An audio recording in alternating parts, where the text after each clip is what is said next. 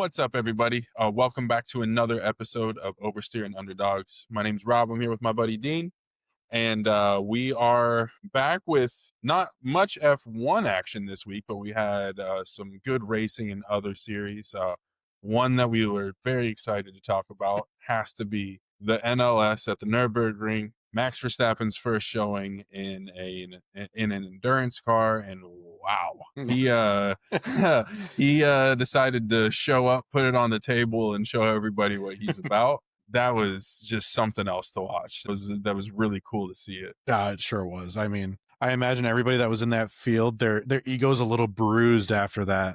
That was an absolute spanking. I mean, I was like, I tuned in for just the beginning of the race, and watching him just, hey guys, I know I qualified third, but I'd really like to have nobody in front of me. Before the first turn.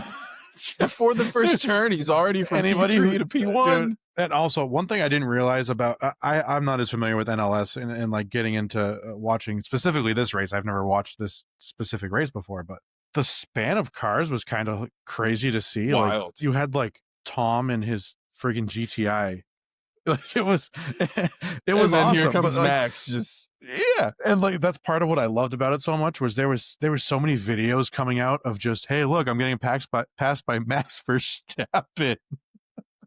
And it's just some random dude who decided to hop on the ring. Yeah, and it have just a looked good like time. a messed up Assetto Corsa lobby. Like, I didn't know what was going on.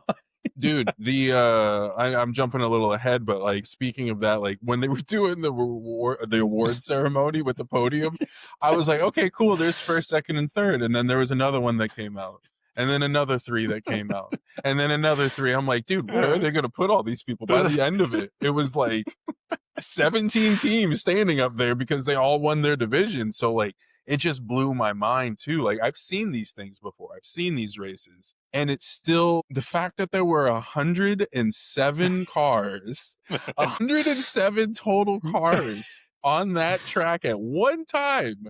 That blew my mind. Where else can you do that? That's kind of the beauty of it. And it was like, Max finished his stint. I checked back in about around when he was getting out for his pit, and I'm like, oh my God. He's up a minute and a half. Yep. What is happening? What is happening? I feel like I didn't even know.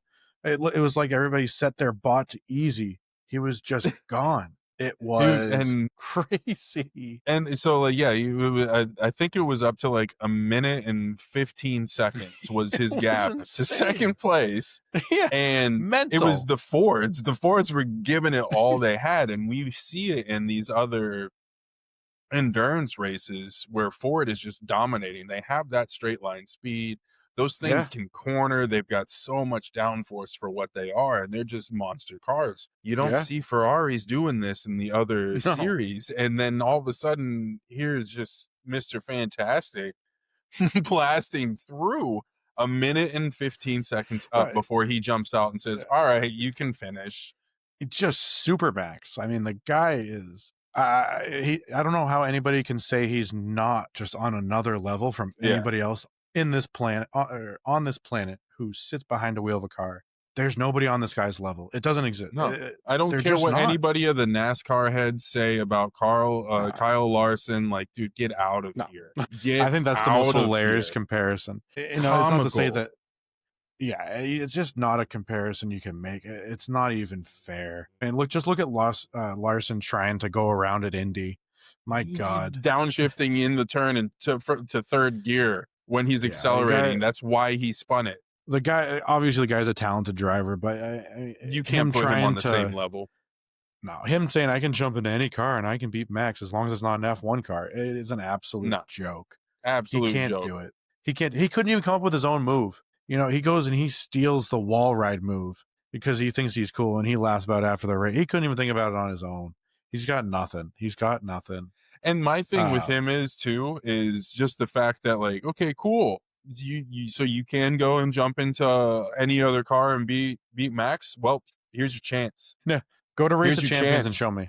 Go to Race of Champions. Go and jump in endurance. Go and jump in a Ford. Because obviously nobody else who's doing this on a regular basis can keep up with that man. And you're saying put him in the same car. I don't care what you drive. He's going to smoke you. You could probably even put him in a NASCAR, and he's gonna probably give him a run for his money. Yeah. That's the crazy thing. He's just there's so many interviews just talking to Max, and it really goes into his mindset, right? We've had other F1 drivers who've gone and been successful in other series. Fernando, he did great at Le Mans. You had Nico Hulkenberg. These guys, Kevin Magnussen that was at Fuji this weekend. Yeah, there's a triple crown, right? You're an F1 champion, you're a Le Mans champion, you're an IndyCar champion. There's a select few that are out there, and Max has voiced he has no interest in doing Indy, which is none. Whatever. He just doesn't want to do it. He doesn't care to do it. It's too dangerous for him. He has a kid. He's not interested in risking his life for a trophy that to him doesn't matter. He'd rather risk his life on the Nordschleife and something that's arguably more dangerous. But hey, you know what? That's his called the green L for a reason. This is his hobby. He wasn't even going into this like, I need to win this race. This is his hobby. His dream is to win the Nürburgring 24 hours, which is that's another level of difficulty. Anybody that you got night involved now. Yeah, it's another comparison. On a monster of a course. Yeah, it's just another level. But it's something, after seeing how he did this, how can anybody say he can't do that? I mean, he's just, the guy doesn't even, you listen to interviews about him and they're like, what kind of music do you like? He's like, I don't listen to music. I just race cars. That's all he does. He doesn't do anything else. He doesn't give a shit about anything else. All he wants to do is race cars. The guy has the ability to. Built.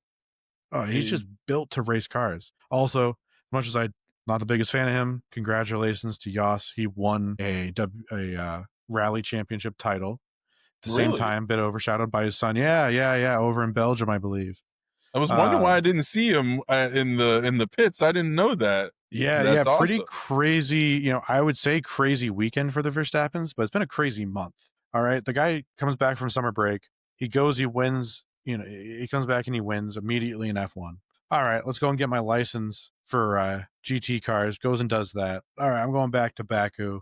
I'm going to win this race too, where nobody else has been able to beat these two cars for the whole season. And you know what? I'm going to come back again and I'm going to win on the Nordschleife in a real race this time, in a totally different car. He's driven 3 different vehicles and won every single one. Yep. A guy's just nuts. And then, Jos, of course, winning his. Just a crazy, crazy month for these guys. Yeah. It's, God, I mean, I don't know how else to describe the guy's mental ability to just drive. His ability to drive is insane. It's insane. Yeah. No, and honestly, I don't want to overshadow Loham's performance, his car mate. Yeah. And for those who don't know about the Nürburgring, it is a 15-kilometer track that takes one of the fastest drivers in the world 7 minutes and 52 seconds to get around it, which was the fastest time of the day, I believe. And I wonder who did that. Yeah. And so it's 4 hours of it. It's funny when you look at the times when it's done, there's only like 32 laps were done. So you're like, yeah, why did it take so long? It's because it takes you 7.5, almost 8 minutes to get around it on average. And Max had gotten a 1:15 gap between him and second place before he jumped out. Lohan got in and everything was going well. And then, unfortunately, everyone decided they were just going to shit their pants and start wrecking all over the course. And it's different within endurance racing than it is for Formula One. Formula One, if there's someone poops on the track, they stop the race. If you look back at footage from the NLS race from this weekend, they're going 160 miles an hour past cranes with the cars on them, taxiing down the track because they don't stop the whole race. Because if they were to stop the whole thing, it would take 7 hours to get this race done, or they'd only get 10 laps in. They only stop it at the sections that they're at. So what happened with Lolham was he'd be going through, he'd be blasting, and then he'd slow down to a crawl. They'd be going from 160 through some sections to literally 60 miles an hour for only 10 seconds. But you think about it, you're going that speed for 10 seconds, and these guys are still doing 160 to catch up. That gap, you just kept seeing the gap drop. It went from 1:15 to 1:10 to 50 to 45, and then it got down to 25, and everybody was like, oh shit, like, is this kid about to lose it? But it wasn't his fault. He was driving a really good race. He had really good pace. He just could not get a groove set up. So that was one thing that was really funny to see inside the chat. It's the same. So I'm kind of eating my words from what I said last time about all the hardos getting annoyed with the F1 fans, because inside the chat this weekend, it was a lot more. It was like 190 something thousand viewers on this one stream, which was insane. But they kept on like getting upset because Max wasn't driving anymore. And it's like, okay, cool. It's not the Max show. This is a team race. This is an endurance race. If there's two drivers, most of the time, especially with Max, this is his team. He's not going to just jump out there and take the show. He came out to do his first race and have some fun with it, but this kid has been doing this all season. This kid has been They didn't working have to on the race. sim racing. Like, this was his time. This was the first time he'd ever drove at the Nürburgring. Yeah. I don't think he even did it at the qualifiers. He wasn't there when Max was. No. Yeah, I don't think they didn't even have to show up to this race, if I remember correctly. They were so far ahead. They were done. They already and they're won all it sim last racers. week. That's amazing. It's amazing. I love it. So literally, see, I get it. I get where some of those hardos that I said last time. So I take back a lot what I said, because there were some people in there that were just read the chats before, because you'll get the updates. You'll see where Max is. You'll see where the team's at. But like, people were freaking out that they were blasting by the cranes, and it was funny because it's like, that's how it is in the other world. Like, this isn't. That's Formula One is its own little like, ooh, don't touch me. Like, it's completely different. What'd you say? Made of glass. Yeah. I mean, it is wild to see, and as much as like naturally, that's what there's 190,000 people watching this thing that time, right? This time around, just on that stream. I would love to see what the number was last year when Max wasn't there, honestly. And it's not to say that it's not to diminish the race itself, but just the pure draw that these drivers bring, especially somebody like Max effect. It brings new fans, and as much as it might be annoying to hear over and over again, "Where's Max? Where's Max? Max is better. Max is better. Max is better." Even if he is, it brings more people to the community. It's going to grow. Look what F1's done over the last few years. Let's spread the love. It's nice to see more fans come over. We welcome all of you to every kind of racing you want to join. Absolutely. If Max wanted to come into Formula D, he wanted to jump into something else. Sure, he'd be great at it too. Which he did with Mad Mike. Yeah, but he'd bring thousands of fans. He'd bring so many fans with him. He's going to grow whatever community he comes to, and I think it's a great thing. I love to see it. Yeah. No, it was great. It was funny, though. There were a lot of trolls that kept coming in that were... I love Lewis, but they were talking about Lewis inside the chat. I'm like, get out of here. Like, come on. Like, what does he have to do with this? We're not talking about Lewis. They were talking about his fashion line, and I'm like, what are we doing here? That's right. They had the Ferrari fashion show this weekend too. Yeah. Unfortunately, he didn't go. We'll talk about that later. Yeah. Another fun thing, we're huge fans of him. Obviously, a lot of you might know him from the movie Gran Turismo, but Jann Mardenborough made his first appearance at the Nürburgring in 10 years since he did that infamous, iconic flip with the GTR that unfortunately took some spectators' life.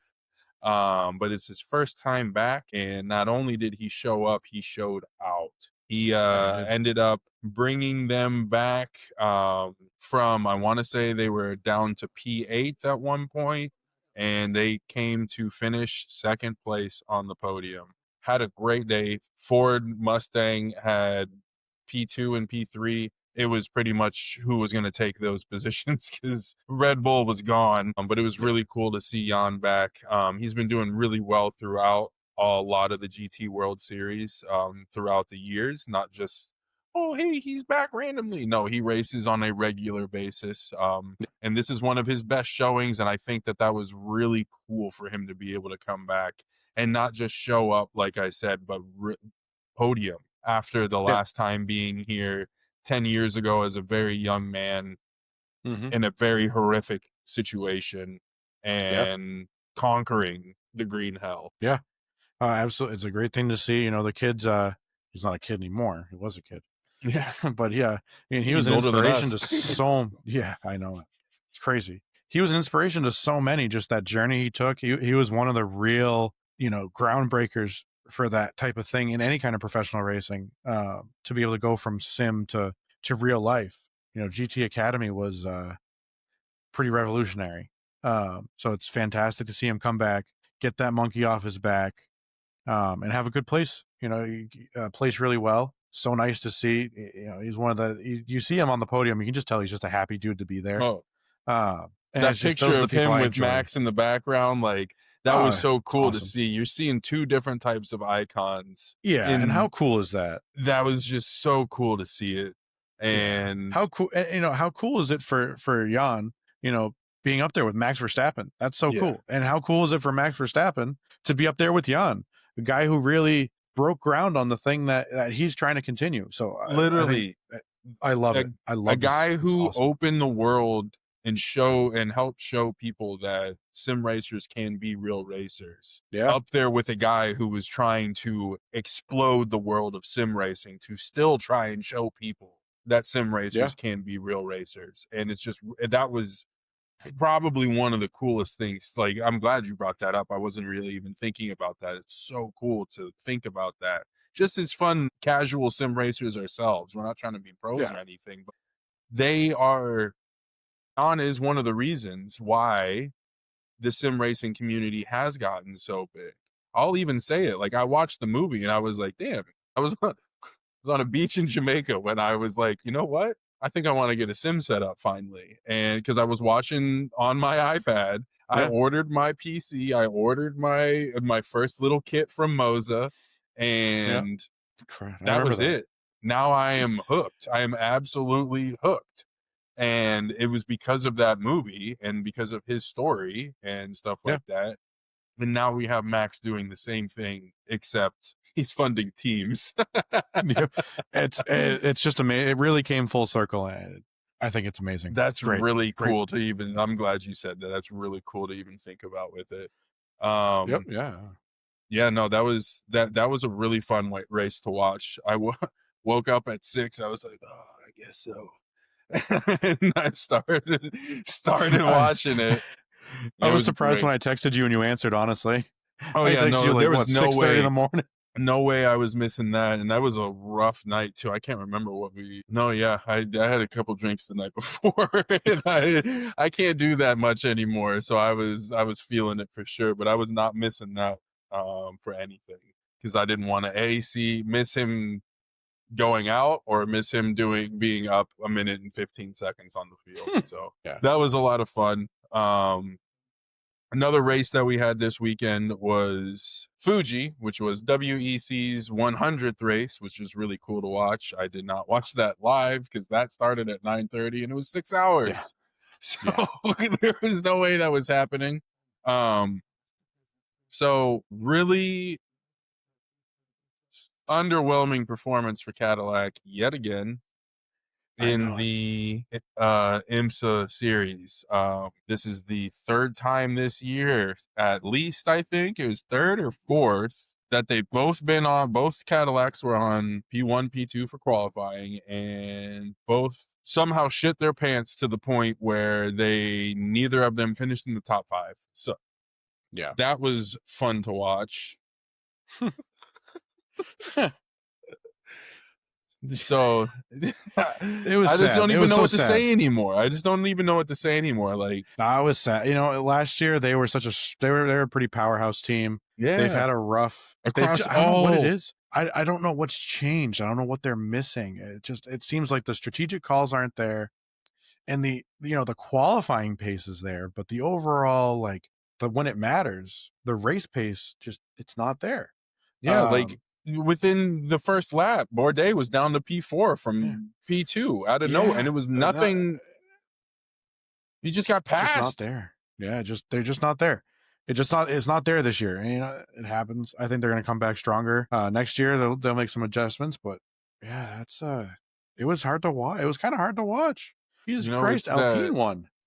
It's When's the that last time you just. heard an Alpine win a I race? know, and they came. I'm not I said talking it to you any earlier. race. Any race, I said it to you earlier. They came from at least P10 at one point, and so that Yeah. means my thinking is the fact that Porsche Penske didn't win.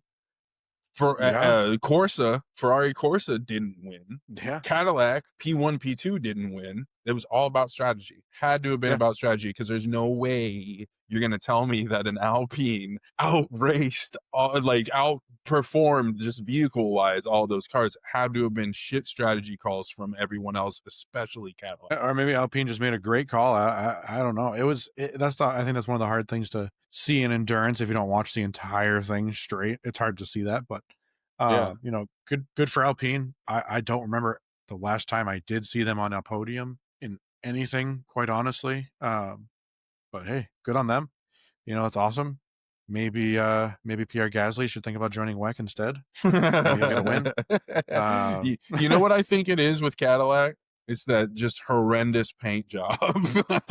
No, it doesn't help. I hate the Hertz paint job with that I just know gross shit brown gold color that they have. It's not a. They made it look like your granddad's caddy, even though it's real fast. Real fast. So that was one thing that came out of it that was awesome was P3 for Corvette. So we did get a GM vehicle on the podium. We always love seeing that. They were battling together the whole time, and then one of them, I remember watching it, they just had a little incident. It didn't take them out of the race, but they got shuffled back and just couldn't make the places back. Incident. So that was not as fun to recap today, to rewatch today, because I tried to watch it throughout the day during work, and I had it on in the background just because I was like, where'd they go wrong? Where did Cadillac go wrong? Right. I didn't see anything. There were a couple instances where they took wide, they went wide and they got passed, or they got bottled up with some GT3 cars and they got caught up to, but there wasn't anything that stuck out. There was a yellow that came out that I don't know if they just had a bad pit stop or if they took more fuel or what, but they ended up going in P1 or P3. One of them was up there in the top three, and they came out funneled back to P8 or P9. And it's so I think something might have happened in there, or if they were trying to do a repair. I didn't have the audio on, so I couldn't hear it, but just not a good weekend for GM, other than a P3 for Corvette. Yeah, absolutely. So insider news, we lost an icon in the F1 world this week, Mr. Roscoe Hamilton. Yeah. That was sad, I will say. I saw his TikTok this morning, and I was sobbing like a child. I didn't want to. It's so sad. It's so Roscoe, sad. for those of you who don't know, is Lewis Hamilton's English bulldog. I believe he's an English bulldog.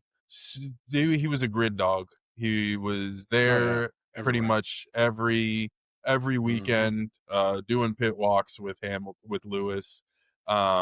What is Charles's dog's name? Oh jeez, I just saw it too. I can't remember, but those two got along like two peas in a pod. They were always playing with each other, and it's one of those things, as silly as it is. I never met the dog. The dog never talked to the reporters.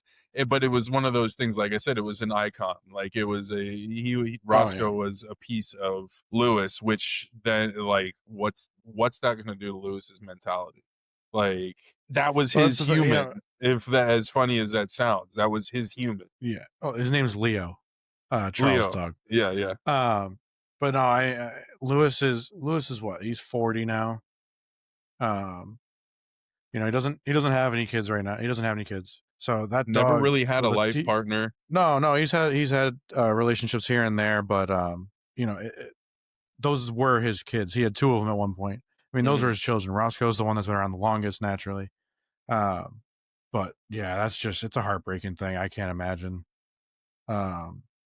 especially being in his position, how well he treated that dog. I had heard at one point that the dog's meals a day cost $1,000 and all this stuff. And I don't doubt it. Because that was his child. Um, it's going to be a rough thing, I think. He missed out on the Pirelli tire test. He missed the fashion show for Ferrari, which we all know is one of his passions, is fashion. Kind of speaks to how much it meant to him. Yeah. The one thing that came from it was kind of interesting to see was all the drivers coming together on his posts, all the drivers, teams, and it wasn't even just F1 drivers. It was drivers from all different series, just, thinking of you, sorry for your loss. Some of them you could tell that some of them were written very personally. And nice to see that community kind of huddle around him and try to help him. Yeah. But yeah, I don't know. I do wonder what kind of effect it's going to have, if any, I on the racing, at least. I don't know how he's going to deal with it or how much it'll actually affect him. He's the guy seems to have a pretty serious separation between personal and work. So I don't think Yeah. it'll impact him too much. But it's a tough thing to see. You hate to see it. You hate to see Lewis be down.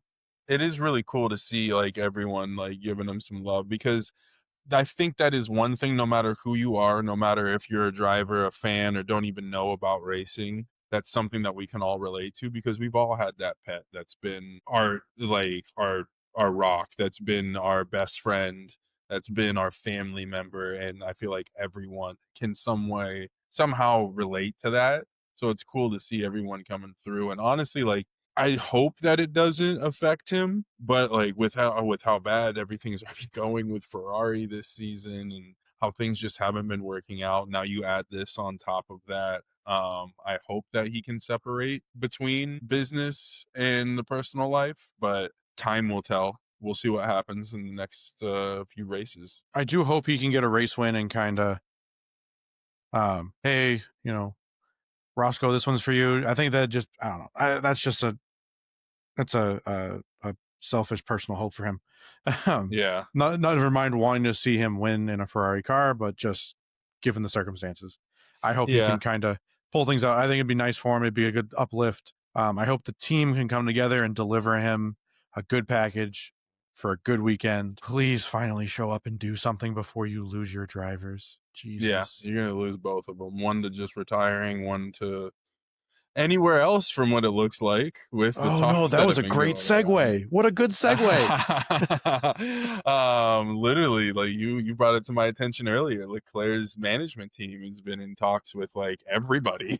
I mean, look, if you're Charles, just I'd be telling my management team to go talk to somebody for me, would you? Because holy crap, like it is years at this point of just pain. Like my God, the guy shows up and he drags your red friggin' heap of shit across the line, and sometimes it's in first place. Like my God, do something for the It's guy. been a Like, little bit. can we get rid of the Ferrari bureaucracy of just, oh, Fred has to ask this guy, who then has to ask that guy, who has to ask this guy, who has to ask that guy to say no, to make a change to something? Because I don't know what it's going to take for Ferrari. Maybe there's nothing it can do. And anybody who's watched knows I'm a Ferrari fan, as is Rob. And Jesus, it's like something's got to change. Something just needs to change. Yeah. Get away from the tradition a little bit. We need to change with the times. These aren't just race teams anymore. They are large conglomerates, and they need to be treated as such. I don't know. I've run out of words to just do something. Do Yeah. something. Anything that isn't what you're doing right now. Right. And then I mean, just with everything too, like that is one thing, like kind of back to the Lewis, what Lewis is going through right now. Like he's had such a bad season with Ferrari already. He's had bad races, he's done bad himself, he's had shit situations with the cars, awful communication with the teams. Now he just lost his literal best friend.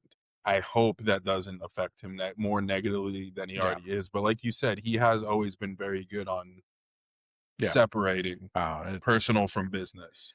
This could be the first season in I don't know how long that he doesn't have a podium all year. That's great. He won the China sprint. I It don't doesn't count the count. sprints for that. It doesn't count for that stuff. I like watching them, but that doesn't count. Yeah, it's just I don't know. They messed up his Silverstone record now, and now you're gonna make it so the guy doesn't have a podium all year on top of it. Holy crap! Yeah, I mean, if Ferrari doesn't show up at the beginning of next year, they got to figure it out by May. I'll say, Yeah. or Charles is gonna leave. They got to And figure it out by the break for sure. oh, minimum. I think that's extreme. Even I think May. If they don't figure something out within these first couple of races and show they have something, I think Charles is going to be in serious talks about leaving, if not already gone. Yeah. Yeah, it's tough. That's a tough one. Yeah, I mean, next week we'll see, or this weekend, right? It's Sunday. Yeah, we're finally back. Finally back. And it'll be a hot one. So we'll be interested to see what happens there. I don't really even want to talk about them. I'm tired of talking about them, but we'll see what Papaya can do.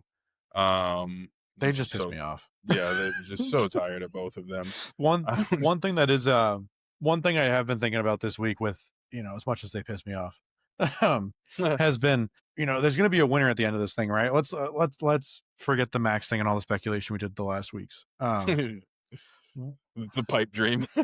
Yeah, one of these McLaren drivers is going to win this thing more than likely. What's the fallout?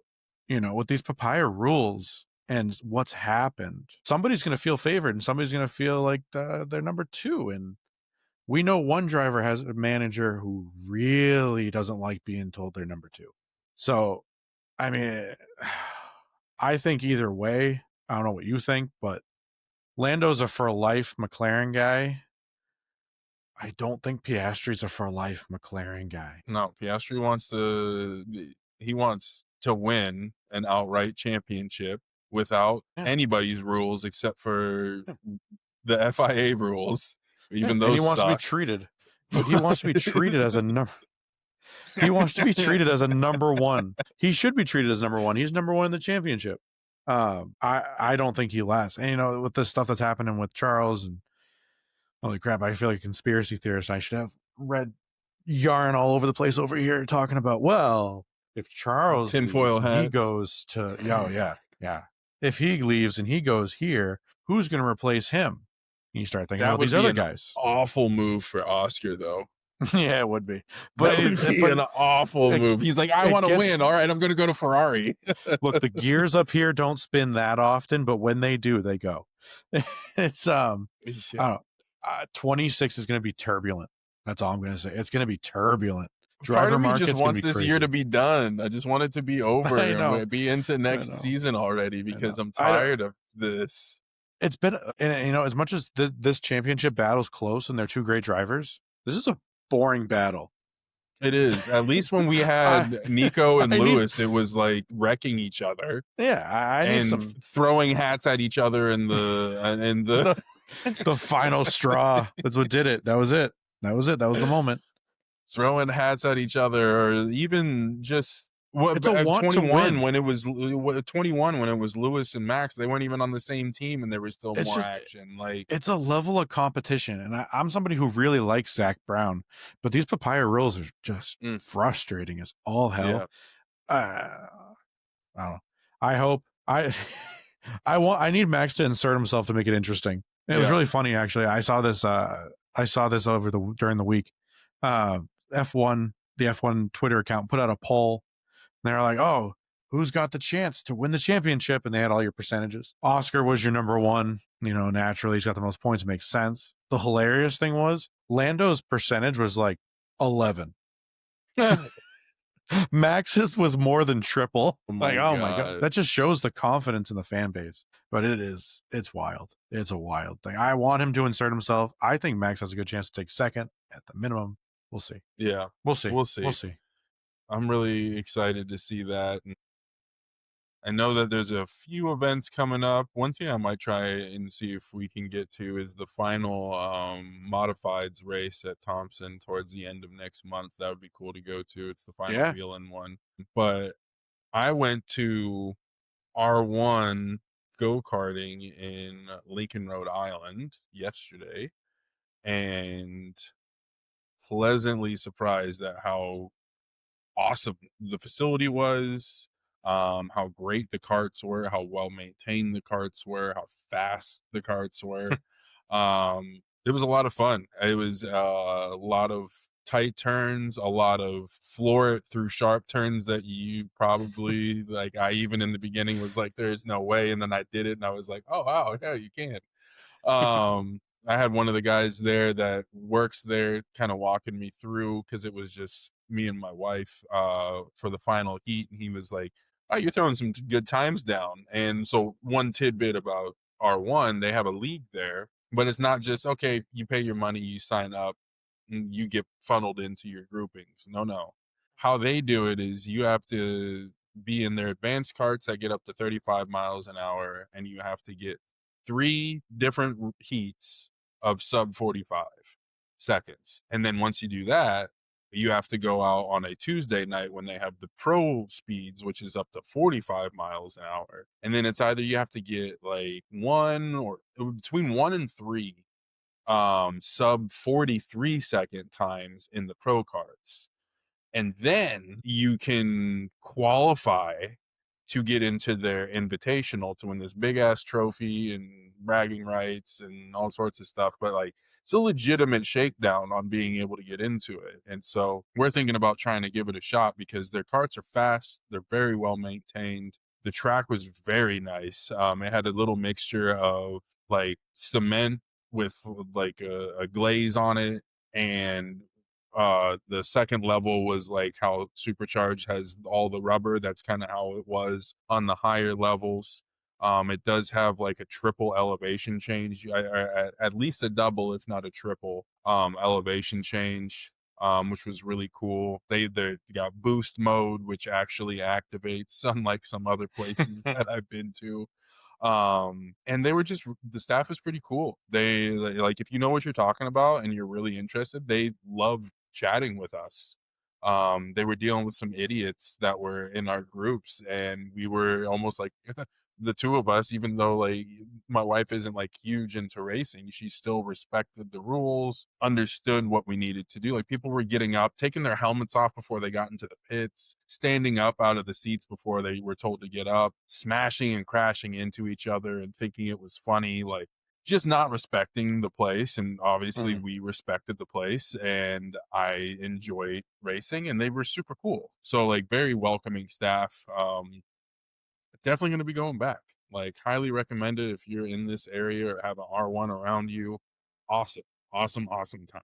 I can't wait to check it out. I'm excited. I went there a few years ago. I'm excited to go back and especially see how I want to try to get into this league. I want to get into an invitational. That sounds so cool. Yeah, that just sounds so cool. It's members only. Literally. And that was one other cool thing that I liked about it too, is the even during just like regular hours,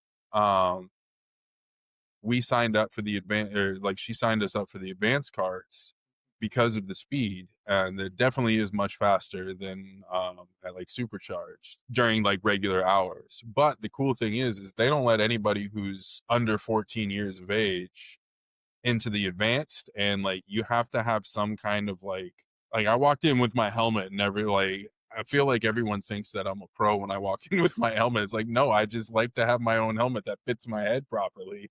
Like, I spent money on this thing, I'm gonna wear it. I get a big melon. I've got a big melon, and I don't want to have to try and fit on 3 different helmets to try and get to the one that's gonna fit. This one fits perfectly. Beautiful. And so everyone was immediately like, oh, even the dude was like, I don't even have to check your strap, I know you've got it fine. And then he looks at her and he's like, and I know if his is fine, yours is fine. And he lets us both go in without checking it. But it's just like, it would be really cool to be able to get some fast times put in and go and battle with some people who are dropping some gnarly times. There were people on that board that were like sub 40 seconds, and I'm like, I know they're in 10-mile-an-hour faster carts with boost, but still, like, sub 40. Yeah, that's wild. We're gonna work at that. We're gonna get in there. I think we're gonna make it. Yeah. So that'll be fun. We are doing F1 this week, pending any ailments. We'll be checking out the Sprint Social. That's gonna be that's a good time. I'm excited to finally get to be on a Rob with team. on a team with Rob. I am team. Him and I haven't really gotten to race like 1v1 on a track, so this will be kind of cool. You know, we were on the go-kart track at the same time, I think once. So Once, and then it'll be qualifying really was cool over. to be wheel to wheel. I can't wait to put you into a wall. No, don't do that. Somebody's got to win so we can pay for dinner. Yeah, I can't wait. I'm excited. I'm excited to get into this. We'll be bringing a group of guys who are pretty good at. It'll give us a good chance to get into this final 10 and really, hopefully, get up on that podium. Maybe, hopefully, one of us wins. There's some serious dudes there. There's some good drivers, so it'll be a lot of fun. I'm excited. It's going to be a blast. I'm really happy to finally get you over there for it. I'm going to try and get some seat time in before Friday. Rob's going to be over there doing ghost laps while he's sitting in front of his pizza. Yeah. Is he meditating? No. He's driving. No, he's just visioning. He the just track, does that envisioning the track. He does that sometimes. But yeah, no, I think that's about it for this week. Yeah, we've got F1, both the social on Friday. We've got the race on Sunday. I think there's a couple GT races around the world, so we'll check in on something like that. I am almost I'm almost done with round 1 of motocross, so we'll get that in next week as well. We'll talk a little bit about that. There's just so much racing that went on this weekend. I've had to watch that stuff. I know. It was hard to tie it all in. It's tough. I'm telling you though, it's worth it. It's worth it. Yeah. No, but after just watching round 1 of the 250s and half of the 450s, like round 1, if you're saying it gets even more controversial, I can't wait. It gets nuts. And we also have the, I don't know what you want to call it. It's the Super Motocross World Championship. So you have USA sending a team. You'll have Brazil sending a team. All these countries will be sending teams. So you get to see the best of the best from each country compete on a team against everybody else. So that's really cool because that leads directly after what you're about to finish watching. Awesome. So that'll be good timing. Oh yeah, it gets timing. It gets. You think F1's dramatic? Holy crap! Throw a bunch of teenagers on a motorcycle. Absolutely. So yeah, I think that's it for me. Yeah, I think that's it for us. And as always, guys, subscribe to our channel here, whether you're watching on YouTube, Spotify. Please follow us on Facebook, Instagram, X. We now have a TikTok. We do have a TikTok. We're up to like 7 now. Please follow us over there. Take a look. We'll be posting up some fun stuff from F1. You can watch me have a great race and then totally throw it away. But yeah, no, totally. Check us out. And as always, keep the throttle down and the conversation wide open, and we will see you next week. Later.